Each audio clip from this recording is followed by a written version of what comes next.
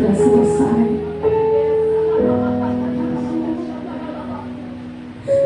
Segala sesuatunya sudah selesai.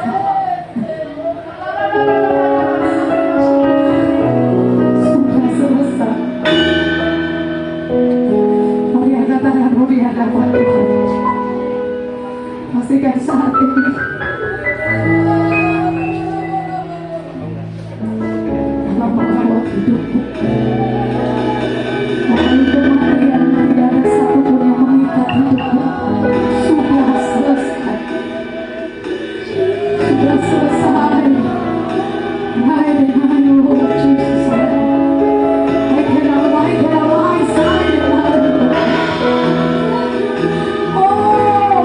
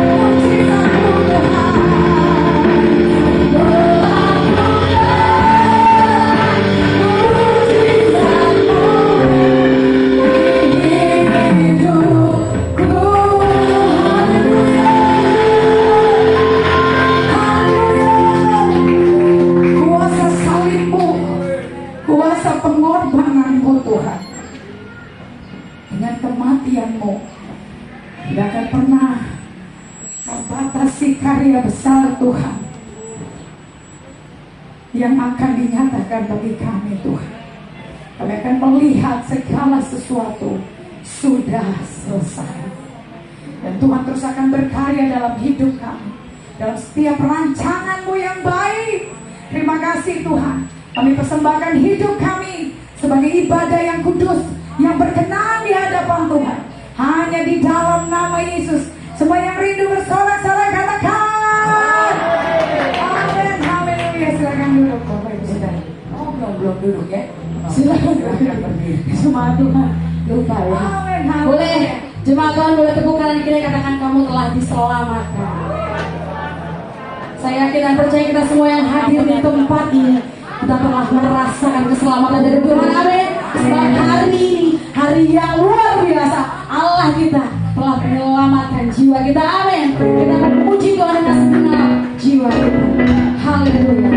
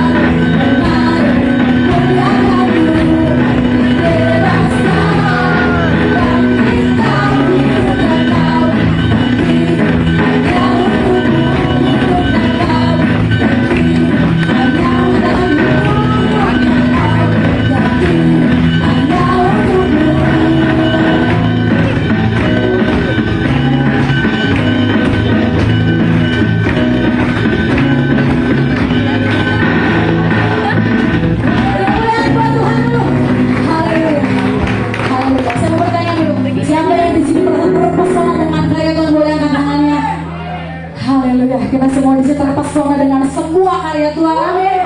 Kita mau angkat pujian ini.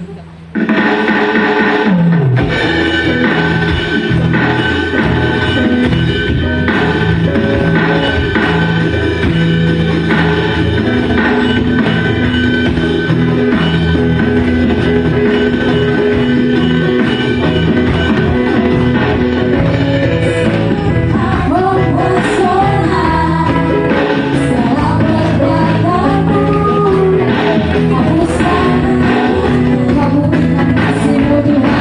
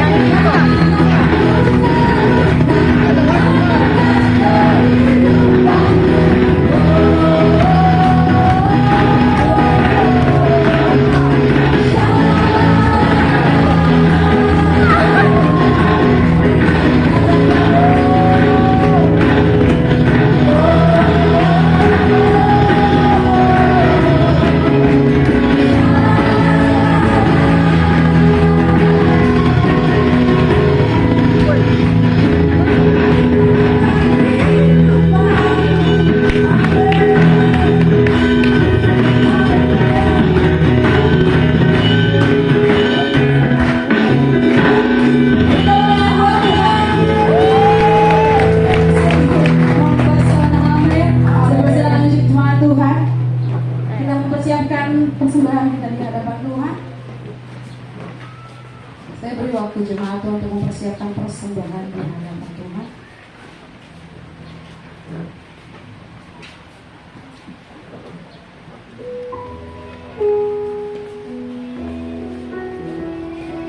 Sebelum itu mari kita berdoa. Bapak, terima kasih untuk kasih-Mu yang begitu sempurna dalam kehidupan kami Tuhan. Tuhan, terima kasih untuk setiap pengorbanan-Mu Tuhan, untuk setiap penderitaan-Mu untuk kami Bapak, untuk ganti hidup kami Tuhan. Bapak, kami percaya semua hanya karena kasih-Mu yang sempurna buat kami Bapak. Bapak yang baik, sebentar kami memberi dari apa yang kami miliki Tuhan. Kami memberi dengan hati, segenap hati kami di hadapan-Mu Bapak. Dengan persembahan kami menjadi dupa yang harum di hadapan-Mu Tuhan. Dalam nama Yesus kami siap memberi di hadapan-Mu. Haleluya. Amin.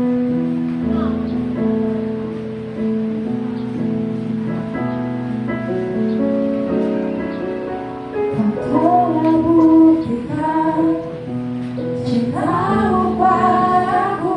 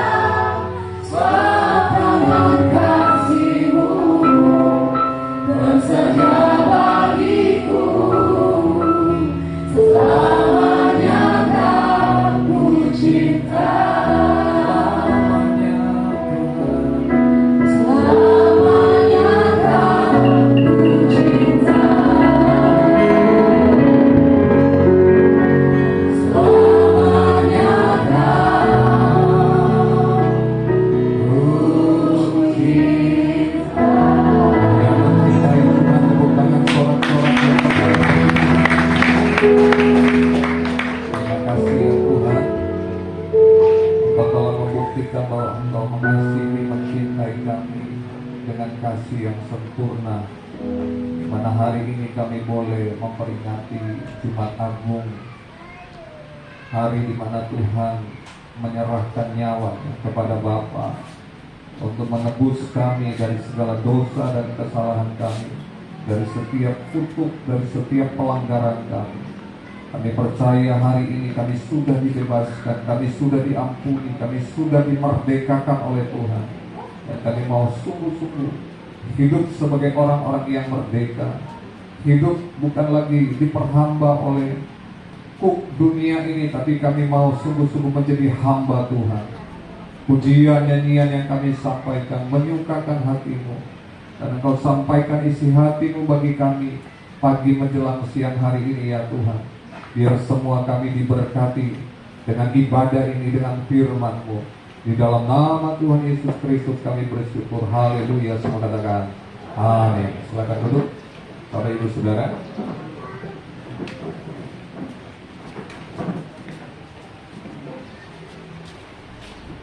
Kursinya kok kayak kurang ya? Ada yang nggak kebagian kursi? Panitia kalau bisa duduk, duduk. Yang boleh berkeliaran hanya anak kecil. Jadi yang sudah dewasa, yang sudah punya KTP duduk ya. Kalau nggak duduk nanti nggak bisa berenang, nggak nyambung ya. Baik, saudara bersukacita hari ini, amin. Berapa banyak yang bersukacita? Kalau bersukacita berarti saudara senang ke sini ya. Kalau saudara senang berarti itu namanya belum berkorban. Padahal hari ini judul khotbah saya adalah rela berkorban. Tapi sebenarnya bukan itu ya. Kita senang, kita bersukacita karena bersama-sama dengan seluruh jemaat Tuhan kita boleh hadir di sini. Dan saya percaya Bapak Ibu Saudara juga sudah berkorban ya. Yang belum pernah ke sini mungkin waduh ini kok nggak nyampe-nyampe gitu ya. Lama amat, jauh amat, sebetulnya amat tidak jauh karena ada map ya, jadi kita tahu sebetulnya. Oh tinggal berapa menit lagi, ya. Dan jalannya juga nggak terlalu rusak-rusak amat ya, jadi bisa semuanya sampai di sini ya. Tapi ada pengorbanan mungkin yang saudara lakukan, misalnya sudah ada yang bilang udah bangun dari jam 3 pagi ya, dandan dulu ya, bukan dandan, masak gitu ya, mempersiapkan untuk apa yang akan kita nikmati hari ini ya. Bisa dibayangkan ya, jam 3 pagi bangun, kemudian tadi nyetir enggak ya, tidur ya di mobil ya. Ya, saya kaget Jojo telepon kepada Om Din udah sampai gitu ya. Wah, setengah jam lebih cepat ya, ngebut dia, nggak tahu lewat mana. Ya, kalau bilang nanti mau tanya sama Pak Din, dia lewat mana tadi itu. Cepet banget gitu. Sama Aldo ya, cepet katanya dua mobil itu. Lewat tol ya? Enggak. Oh, lewat tol, pantesan ya. Kita yang salah, berarti kita lewat biasa. Dan saudara juga pasti berkorban ya, dengan hari ini kita ibadahnya bukan di indoor, bukan di AC. Biasanya kan ini saya lihat sudah mulai kipas-kipas ya. Ya, memang harusnya kita tadinya di indoor, tapi ya, sudah ada yang duluan. Ya, sudah ada yang duluan pakai untuk retreat, mereka 2 malam. Jadi ya mereka yang menggunakan. Jadi hari ini panas-panasan sedikit ya, dan kolam renangnya dekat ya. Kalau udah terlalu panas ya udah nyebur aja di situ ya, sampai mendengarkan kota ya. Tapi belum panas-panas amat ya. Jadi korbannya masih sangat sedikit ya. Dibanding dengan 2 hari yang lalu saya nonton lagi ya, Passion of the Christ, walaupun hanya cuplikannya ketika Yesus dicambuk. Aduh, saya nangis. Istri saya bilang, aduh gak kuat lihatnya gitu. Bagaimana Yesus itu dicambuk ya, dan kita semua sudah tahu ya, cambukannya itu bukan cambuk biasa, bukan cambuk kayak di Aceh ya, Bu ya. Ini cambuk di ujungnya itu ada kail. Aduh, kailnya itu setiap kali dicambuk itu nggak langsung lepas cambuknya, nancep di daging, di tubuh Yesus, kemudian ditarik. Jadi kalau bayangkan kalau dicambuk nancep, ditarik berarti keluar dagingnya. Itu yang disebut dengan bilur-bilur ya, bekas-bekas cambukan itu ya. dan memang udah nggak kelihatan ya wajahnya, semua dari ujung kepala sampai ujung kaki ya semua luka-luka, sampai dia saya nonton sampai terakhir dia menyerahkan nyawanya di kayu salib. Waduh, penderitaan yang luar biasa. Itu yang Yesus lakukan untuk kita. Dan memang itu tujuannya. Dia datang untuk mencari, menyelamatkan kita melalui sebuah pengorbanan. Dia rela berkorban. Dia tahu akan menghadapi situasi yang sulit, situasi yang tersiksa, yang menyakitkan, tapi dia harus lalui semuanya itu demi mengasihi kita semua. Yang percaya katakan amin. Karena kasihnya kepada kita. Nah, apa yang kita saksikan, apa yang kita tonton, apa yang kita dengar, apa yang kita baca di Alkitab itu merupakan sebuah kisah nyata, ya, bukan sinetron, kisah nyata. Dia sampai harus tergantung di kayu salib.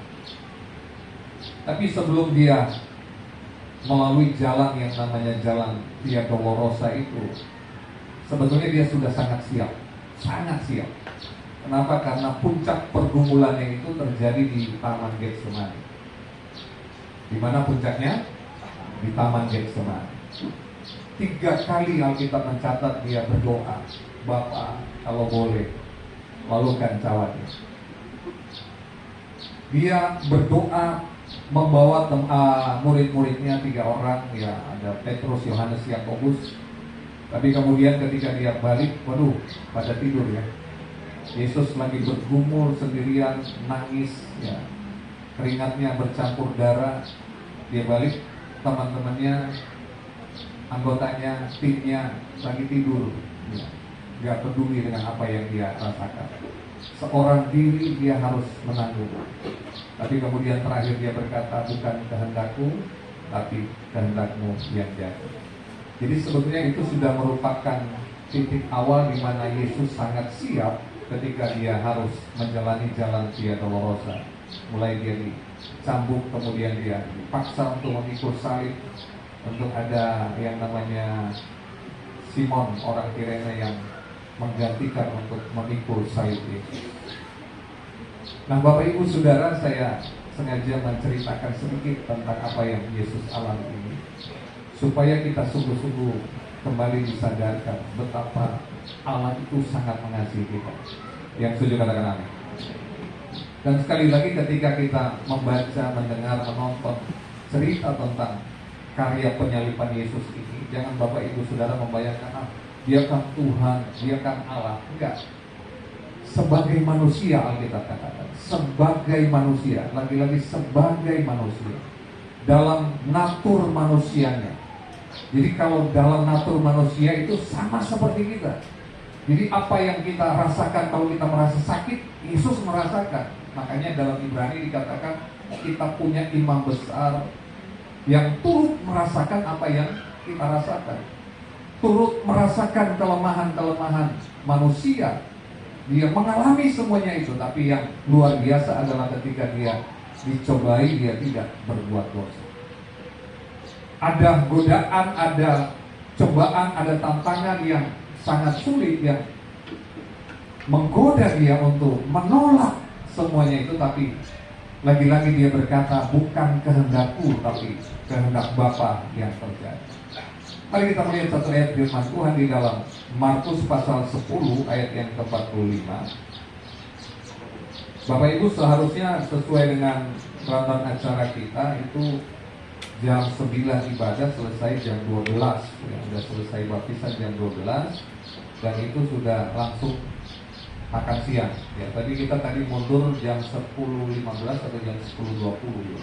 Jadi berarti selesainya jam 12 atau setengah 1, ya, setengah 1. Ya. Dan saya percaya Bapak Ibu belum terlalu lapar, ya. Setuju? Karena sudah dibagikan lontong tadi di setiap mobil. Markus pasal 10 ayat yang ke-45, sudah ketemu, katakan amin. Mari kita baca bersama-sama. Markus 10 ayat yang ke-45. 2, 3. Karena belum ketemu, ya, baru 1.000 orang yang membaca. Markus pasal 10 ayat yang 45, 23. Karena anak manusia juga datang bukan untuk dilayani, melainkan untuk melayani dan untuk memberikan nyawanya menjadi tebusan bagi banyak orang. Amin. Dan memang merupakan visi, merupakan misi, merupakan tujuan Yesus datang ke dalam dunia untuk memberikan nyawanya. Dia melayani dengan rela berkorban, rela memberikan nyawanya menjadi tebusan. Menjadi tebusan, kata tebusan itu ditulis dengan kata lutron, artinya menjadi pembayar, menjadi pembebas, pengganti dari semua hutang-hutang, dari semua kutuk-kutuk, dari semua kesulitan, siksaan yang seharusnya kita yang menanggung. Bahkan dari hukuman kekal yang seharusnya ditimpakan kepada kita, tapi Yesus mengambil alih semuanya itu. Alkitab berkata bahwa Dia menjadi tebusan bagi banyak orang. Tentu yang dimaksud dengan bagi banyak orang adalah bagi kita semua hari ini, dan bagi banyak orang yang mau percaya kepadanya. Jadi tidak ada batasan, tidak tertutup kemungkinan siapapun hari ini yang belum percaya kepada Yesus, kalau dia sungguh-sungguh percaya bahwa Yesus Kristus adalah Tuhan dan Juru Selamat, maka Yesus menjadi tebusan. Yesus menjadi Juru Selamat. Yesus yang menggantikan semua kutuk. Yesus yang menanggung semua beban, semua dosa, semua yang ditimpakan kepada manusia, bahkan hukuman kekal itu diambil semuanya oleh Yesus. Itu sebabnya hari ini kita sungguh-sungguh menyadari bahwa Yesus ketika Dia tahu bahwa Dia akan datang ke dalam dunia untuk melayani, ya, tujuan pelayanannya bukan sekedar melayani ke desa, melayani ke pelosok, melayani orang-orang yang susah, melayani orang-orang yang terpinggirkan. Itu memang Dia lakukan. Tapi ada tujuan pelayanan terberat yang Yesus harus lakukan, yaitu memberikan nyawanya. Dan kita tahu bahwa korban terbesar adalah ketika nyawa diserahkan. Zaman dahulu ketika zaman perjanjian lama, penebusan itu dilakukan dengan hewan atau binatang. Ketika ada orang melakukan dosa, maka ada lembu, ada sapi, ada burung, ada apa saja yang bisa dikorbankan untuk menghapus atau menebus dosanya. Tetapi kemudian kalau perjanjian baru mencatat bahwa penebusan itu bukan lagi digantikan dengan hewan atau binatang, tapi oleh darah anak domba yang tidak bercacat celah, yang tidak berdosa, yaitu Yesus Kristus. Dan kalau kita mendengar kata korban, tentu kita tahu bahwa korban itu berarti ada sesuatu yang diberikan, ada sesuatu yang sakit.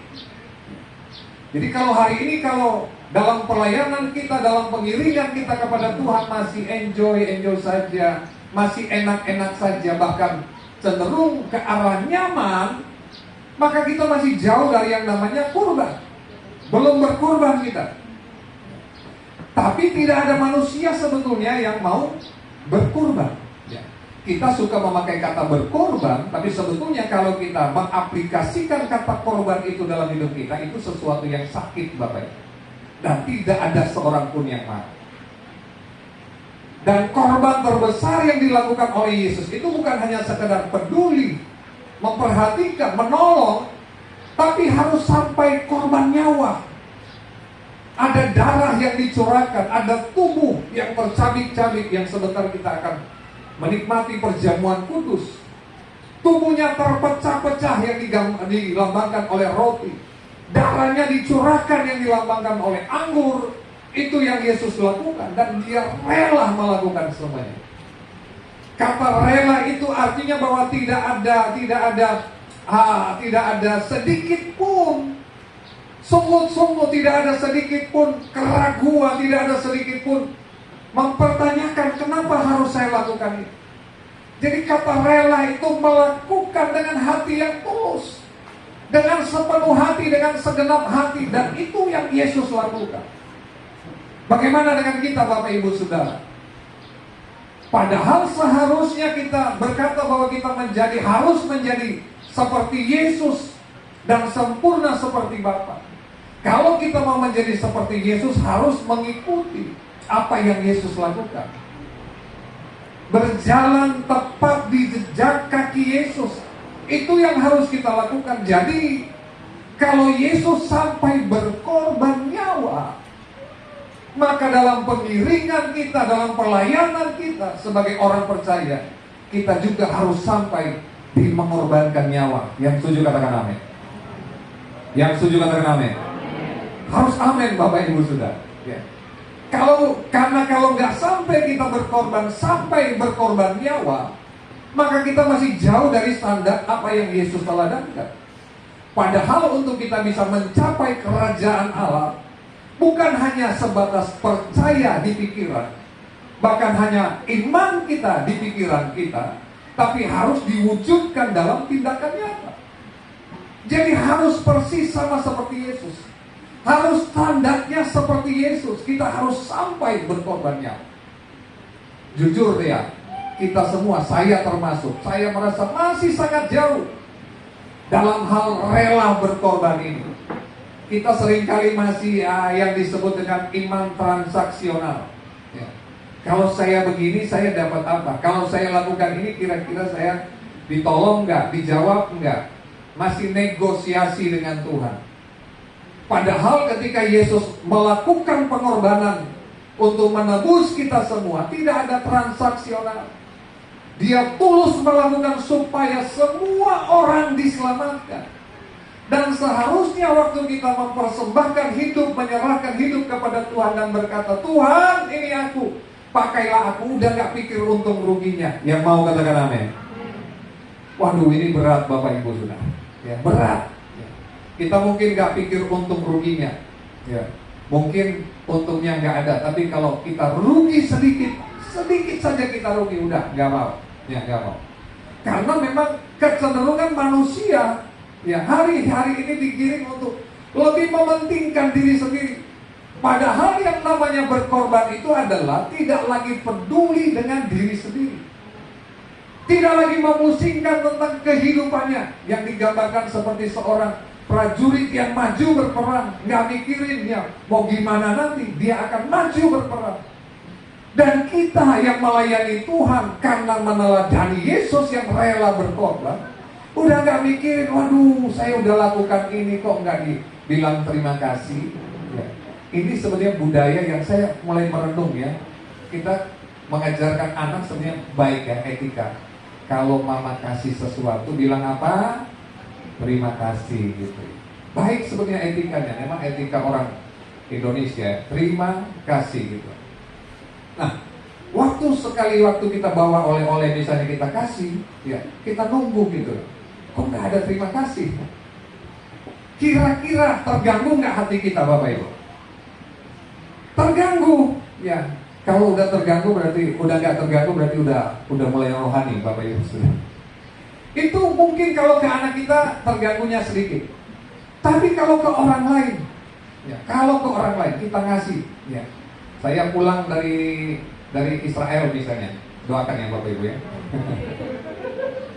Pulang, saya bawa oleh-oleh, ya oleh-olehnya gantungan kunci, wah nggak elit amat gitu ya. Dari Israel beli gantungan kunci. Adalah oleh-oleh saya bawakan gitu. Waktu saya ngasih, wah ada yang terima kasih Pak.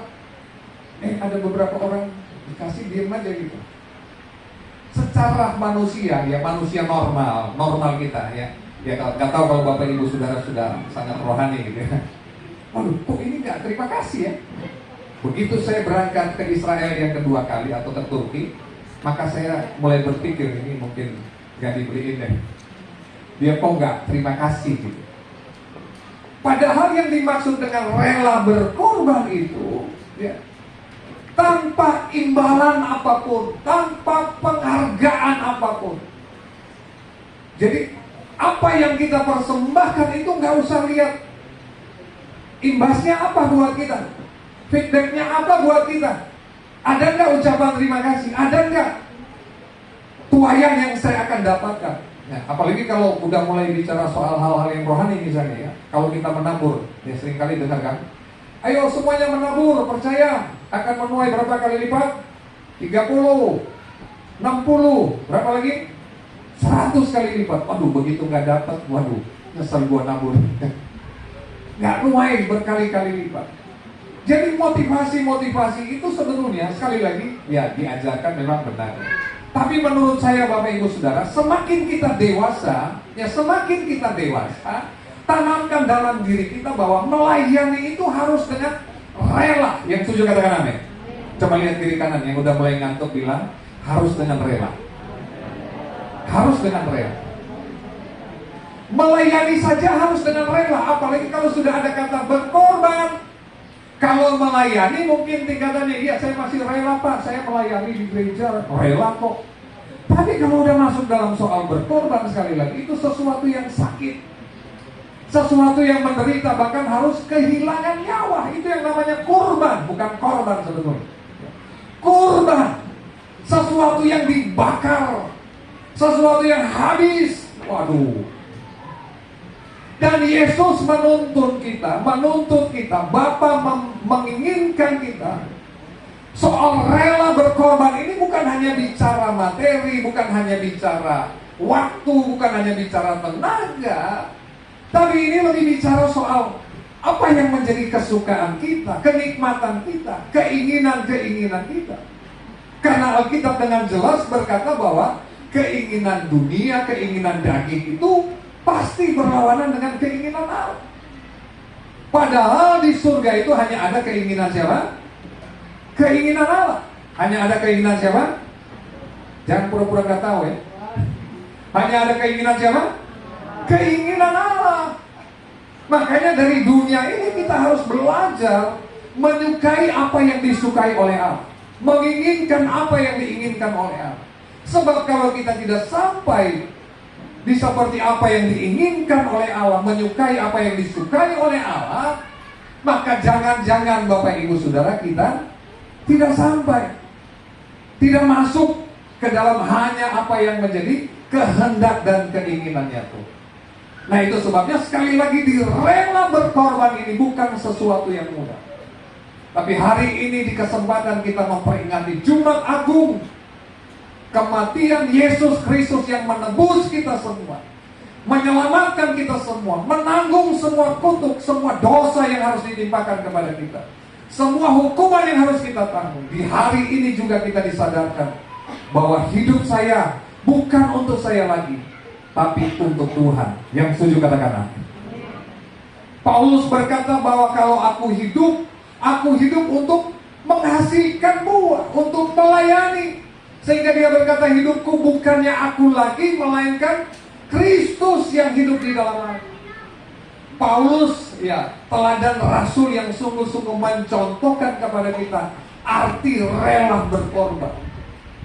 Dia mengalami siksaan, mengalami penderitaan. Bahkan banyak ahli-ahli teologi yang menafsirkan bahwa Paulus adalah orang yang paling mendekati apa yang dialami oleh Yesus. Luar biasa penderitaan yang dialami. Tapi dalam tulisan, dalam catatan, dalam surat-surat yang dia sampaikan, dia tetap memilih untuk bersuka cita dengan apa yang dia lakukan. Karena dia tahu bahwa hidup bagi Kristus, mati adalah keuntungan. Nah hari ini saya mendorong kita semua Bapak Ibu Saudara, ayo ya, mengikut Tuhan gak boleh setengah-setengah. Yang setuju katakan amin. Lihat kiri kanan lagi yang mulai lapar bilang gak boleh setengah-setengah. Gak boleh setengah-setengah. Karena kalau setengah-setengah di kitab Wahyu dibilang apa? Dimuntahkan ya. Kalau dilepehin masih enak Bapak Ibu Saudara ya. Dilepehin itu masih di mulut artinya ya. Baru dikunyah dikit dibuang ya basi, amis juga sih, bau juga Saudara ya. Apalagi kalau disembur gitu ya, bau juga. Tapi yang namanya dimuntahkan itu udah masuk ya. Udah dicerna, udah prosesnya udah masuk ke usus besar, kemudian dikeluarkan ya. Waduh, jangan cerita itu Bapak Ibu ya, karena sebentar kita mau menikmati makanan. Tapi saya ingin memberi gambaran kepada kita bahwa kalau kita hanya setengah-setengah, nggak serius dengan Tuhan, nggak sungguh-sungguh, nggak rela berkorban, nggak mati-matian sama Tuhan, maka kita akan dikeluarkan lagi.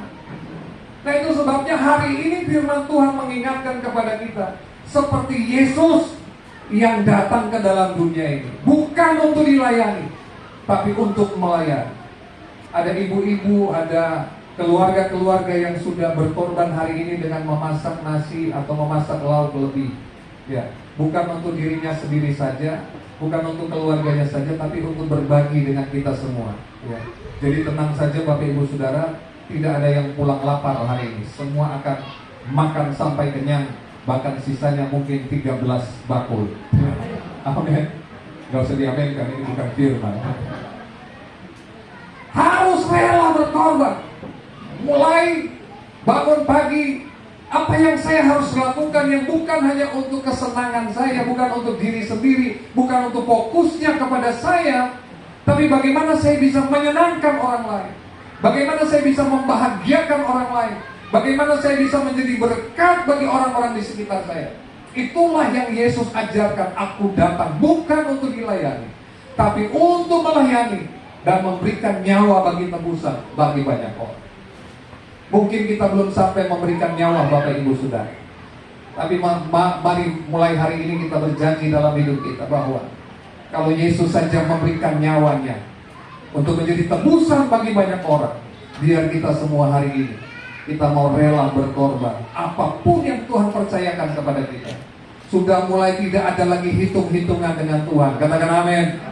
Tidak, wah ini kalau saya lakukan ini imbasnya apa? Saya lakukan ini dilihat nggak? Ya, wah kalau dilihat baru saya lakukan. Kalau dihargai, kalau dinilai baru saya lakukan. Enggak.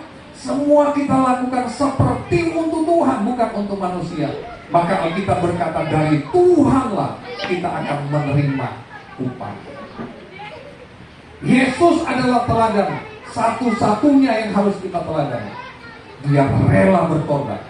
Bahkan Alkitab berkata dalam Markus, ya, kalau kita membaca keseluruhan Markus, ya kita sudah lewati Markus, hari ini sudah masuk di Lukas.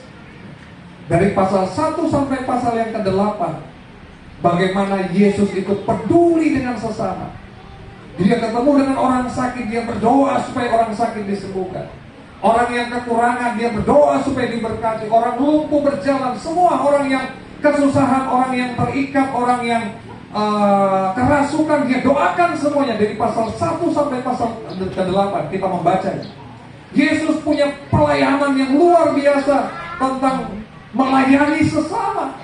Dia gak peduli lagi tentang dirinya sendiri. Mungkin dia sedang capek, sedang lapar, sedang mengalami masalah di kehidupannya, tapi dia fokus untuk melayani karena dia berkata, aku datang bukan untuk dilayani, tapi untuk melayani.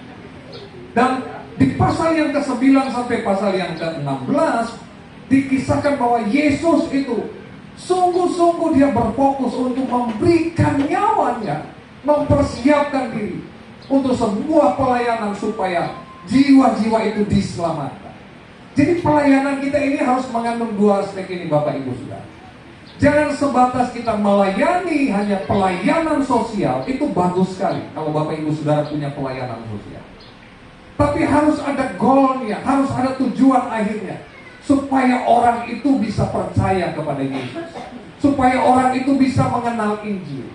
Karena kalau hanya sekedar pelayanan sosial, banyak organisasi, banyak aliran, banyak orang di luar sana yang mungkin melakukan lebih banyak atau lebih giat dari Bapak Ibu Saudara. Mungkin. Ada yayasan-yayasan, ada perkumpulan-perkumpulan yang mereka begitu gencar-gencarnya membantu orang-orang yang sulit. Tapi tidak banyak yang melakukan seperti yang harus dilakukan oleh orang percaya, yaitu supaya ada berkat terbesar yang mereka bisa dapatkan, yang mereka bisa temukan, yaitu keselamatan di dalam Yesus. Karena kita percaya bahwa keselamatan itu hanya ada di dalam Yesus Kristus Tuhan. Yang setuju katakan amin. Tidak ada dimanapun Bapak Ibu Saudara. Kalau dia mau pakai hukum nurani, dia mau pakai Taurat, dia akan diadili menurut hukum nuraninya, dia diadili menurut hukum Taurat. Dan saya percaya mungkin akan sangat sulit orang yang diadili dengan hukum nuraninya, dengan hukum yang dia pegang untuk sungguh-sungguh menikmati surga. Tapi Alkitab mencatat bahwa oleh anugerah, oleh kasih karunia kita diselamatkan. Itu sebabnya jangan sia-siakan anugerah keselamatan itu. Yang setuju katakan amin. kita harus mengerjakan di dalam takut dan gentar. Sungguh-sungguh menjaga hidup benar, menjaga hidup kudus, hidup tak bercacat celah seperti apa yang Tuhan mau, bukan yang kita mau. Baru kemudian kita digolongkan sebagai orang yang rela berkorban. Rela berkorban karena kita mengasihi Tuhan dan karena Tuhan sudah mengasihi kita semua. Selamat Jumat Agung. Tuhan Yesus memberkati kita semua. Amin. Bapak Ibu Saudara, kita akan masuk dalam perjamuan kudus. Dan setelah itu nanti ada saudara-saudara kita 17 orang ya. Sebetulnya 18, tapi satu orang yaitu saudara Abed ya. Dia kurang sehat ya. Kesehatannya belum pulih, jadi hari ini berhalangan. Jadi hanya ada 17 orang itu 11 wanita. Waduh, surga ini lebih banyak wanita nanti ya. 11 perempuan dan 6 laki-laki. Setelah kita berdoa untuk perjamuan kudus selesai, nanti ke 11 orang itu ke 17 orang saudara Bapak Ibu yang sudah mendaftar, yang sudah dikatekisasi akan ke depan ya. Kemudian kita akan berdoa bersama-sama. Hari ini kita mau masuk dulu dalam perjamuan kudus. Saya mengundang pemain musik dan Bapak Ibu Saudara bisa berdiri. Petugas perjamuan boleh ke depan.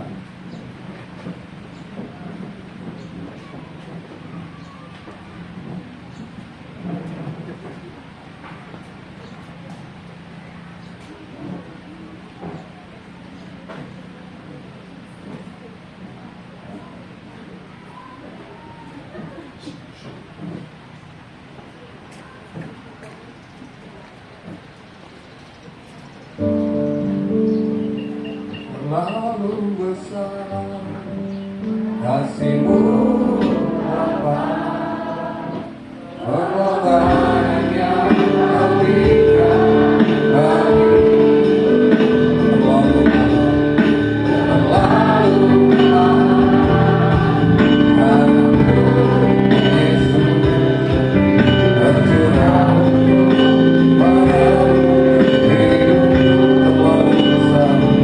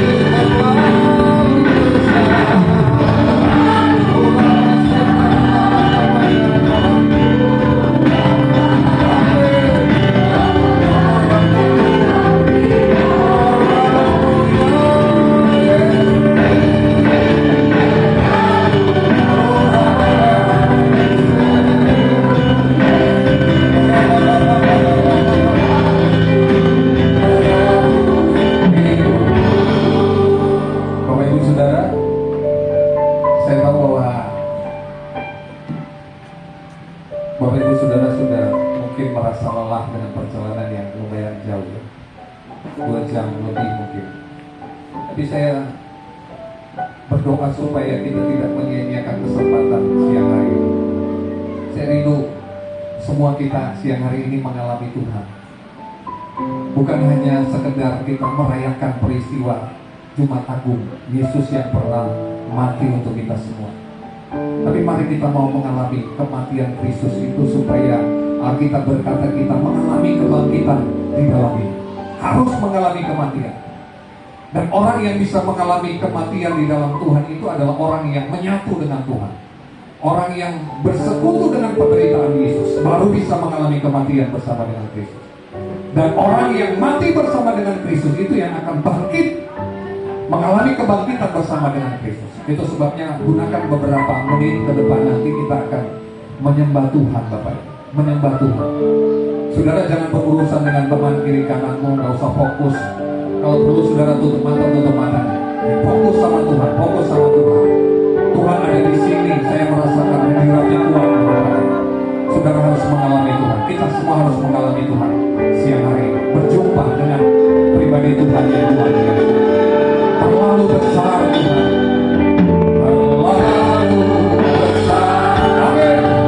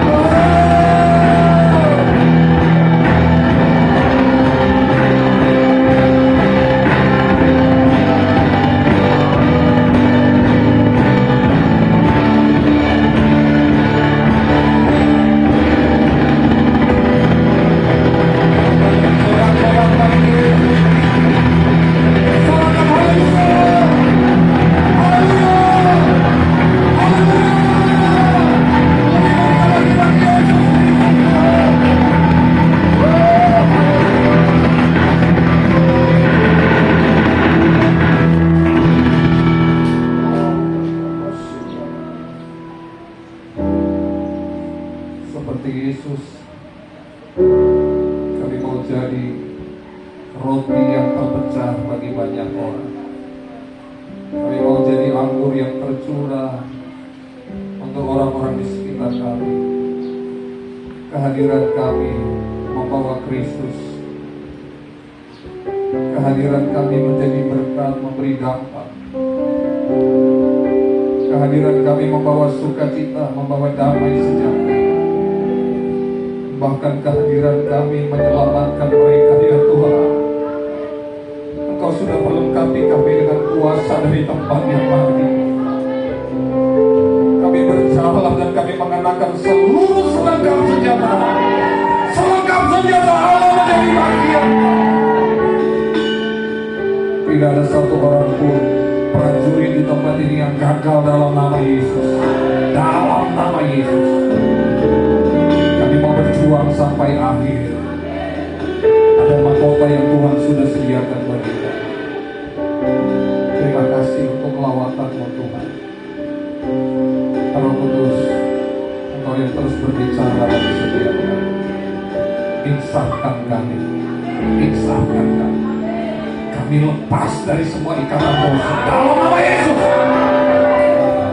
Setiap kemelesetan yang kami perbuat dilepaskan dalam nama Yesus.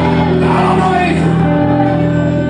Hanya yang presisi, hanya yang tepat, sesuai dengan firman Tuhan itu yang kami lakukan. Sesuai dengan kehendak Tuhan itu yang kami mau, dan itu yang kami lakukan, ya Tuhan. Karena kami ada untuk Tuhan. Kami ada untuk Tuhan, untuk kepentingan Tuhan. Kuatkan kami semua, kuatkan kami semua. Kami akan bersekutu dengan tubuh dan darah yang dilambangkan roti dan anggur. Urapi Tuhan, berkati. Berkati hamba-hamba-Mu yang melayani. Berkati kami semua. Di dalam nama Yesus kami bersyukur. Haleluya. Amin. Silakan duduk Bapak Ibu Saudara. Sungguh besar Oh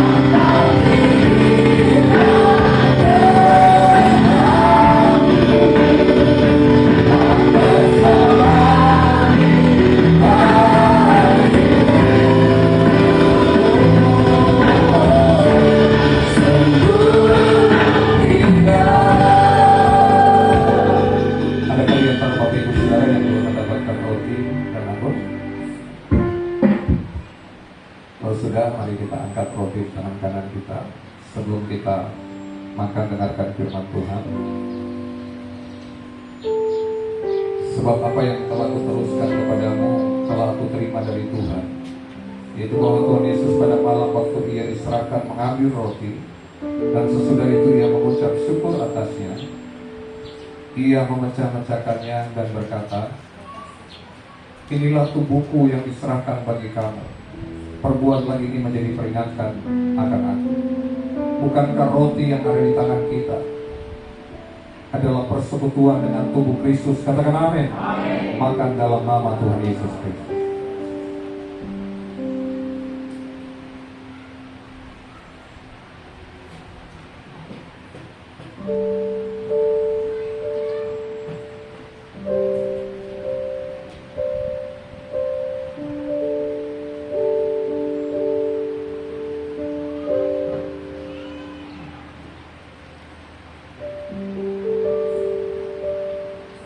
Ada yang kacauan aku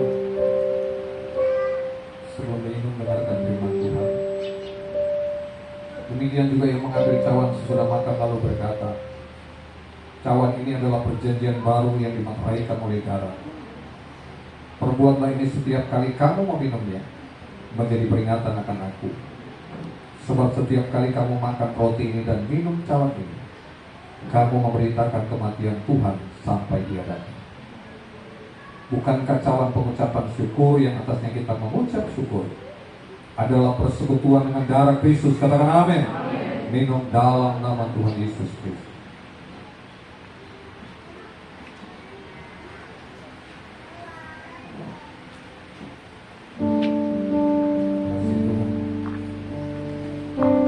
Terima kasih. Oleh karena darahmu dicurahkan, kutuk telah dihapuskan. Oleh karena darahmu dicurahkan, segala sakit penyakit telah disembuhkan. Oleh karena darahmu dicurahkan, dosa kami telah diampuni. Kami percaya kami diselamatkan di dalam Engkau, di dalam nama Yesus. Dalam nama Yesus kami bersyukur. Amin.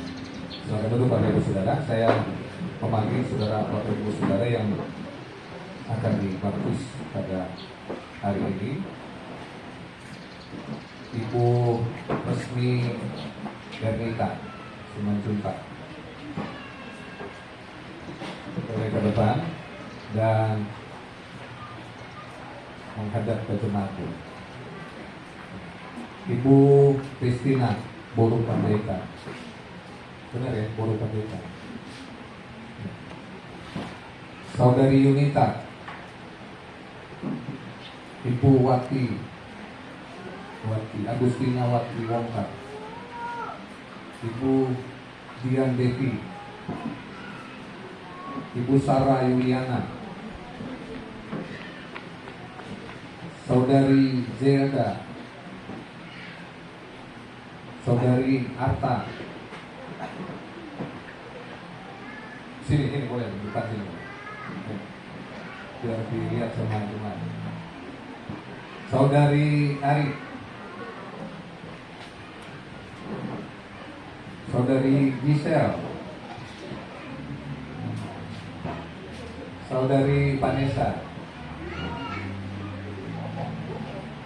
Kemudian yang pria, Saudara Gilgan, Saudara Alfredo,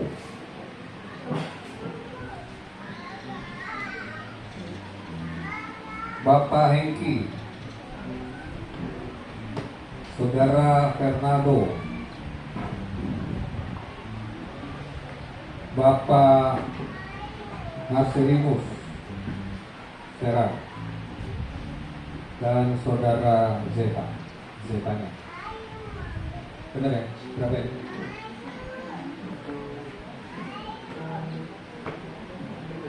Ya.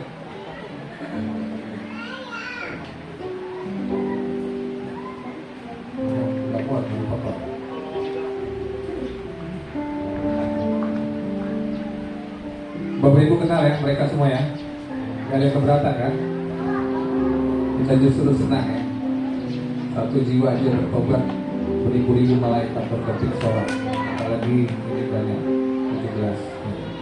Kita doakan supaya anak Aben segera sembuh. Nanti mungkin menyusul di lain waktu. Kita berdoa supaya teman-teman kita ini, saudara-saudara kita ini sungguh-sungguh mengambil keputusan yang tepat, bukan karena ajaran organisasi gereja, tapi mereka mau melakukan apa yang firman Tuhan ajarkan. Jadi harus bertobat. Petrus berkata, bertobatlah dan berilah dirimu dibaptis, dan engkau akan menerima pengampunan dosa, kemudian akan menerima karunia-karunia roh. Jadi setelah dibaptis nggak selesai, belum selesai ya. Tiket sih udah di tangan, udah pasti ya. Tinggal Yakobus bilang iman tanpa perbuatan pada hakikatnya mati. Nah, saya berdoa supaya Bapak Ibu Saudara, teman-teman kita yang ada di depan ini berjanji untuk hidup dalam pertobatan. Yang setuju katakan amin. Yang di depan katakan amin. Mau hidup dalam pertobatan, tidak hidup lagi di dalam dosa, mau hidup sungguh-sungguh mencintai Tuhan, rela berkorban. Kita doakan mereka ini akan dipakai Tuhan menjadi alat bagi kemuliaan Tuhan. Mari Bapak Ibu Saudara, sekali lagi kita berdiri bersama-sama, kita topang mereka di dalam doa. Setelah ibadah ini saya tutup dengan doa berkat. Nanti Bu Linda yang akan memanggil satu persatu. Ini ada kolamnya lumayan dalam ya.